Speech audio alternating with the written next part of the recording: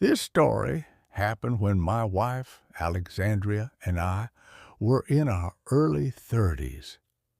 We recently got married and decided to move in together, finally. It hadn't even been a month before we both said we had started to hear weird things. Alexandria had said she's heard knocked on the doors when no one was there or seen things move on their own. We expected the house to be haunted. I mean, it was built in the late 1890s, so we thought nothing of it. Little things kept happening for months, like our phones might end up in the living room or the fridge door will open on its own. These experiences were minor until our 1-year mark. We soon found out that my wife was pregnant. The entity didn't seem to like this, though. The activities just got worse. Not only did they happen more often, they started to harm us. More so, Alexandria. She would wake up with bruises and scratch marks. She told me that she oftentimes felt like something was choking her in the middle of the night, leading to her having red marks on her neck as well. It got so bad to the point we had to leave. So we moved in with her parents and stayed there until the baby was born. We didn't want to risk her getting more hurt or the baby getting hurt.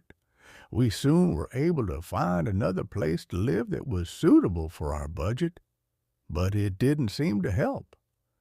Not long after we moved into the new house, we thought that everything was going to be normal. Little things started occurring again, same as before, cabinet doors being opened by themselves or the faucet being turned on and off. But like the old house, things progressively got worse. My wife started walking up with bruises again, and so did I. Now that we often have to get up in the middle of the night, we would often get double the amount of bruises than previous times. Soon enough, we noticed that our son had a large red mark on his right arm. He didn't seem bothered by it, but it worried us. It was hurting both my wife and now our child.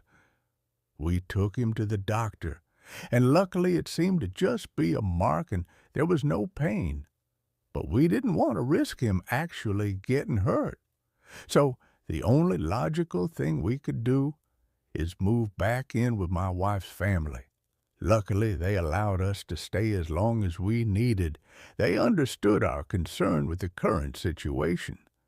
We stayed for around a year, hoping that we could escape whatever was hurting my family.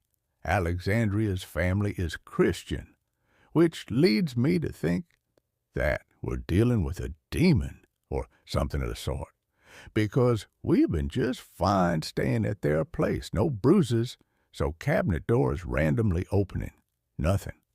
Then again, we tried to move into another house. It didn't work yet again. Bruises, the feeling of being choked, red marks. Then again, we had to move back in with Alexandria's parents. We even tried an apartment, but that didn't work either.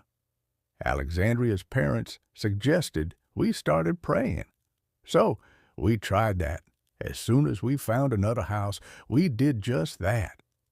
Every time we felt the choking sensation, we would utter a prayer, and each time it replied with the same unearthly loud scream.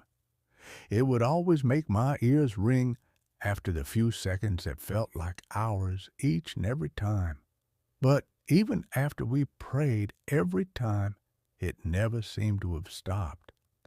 These experiences happened about 9 years ago, and we honestly just decided to move in with Alexandria's parents. They were cool with it, and ever since, we've been safe. Our son is now 6, almost 7, and luckily, he doesn't remember any of this like me and Alexandria do. Stay safe, y'all. You never know what you could be dealing with in the world.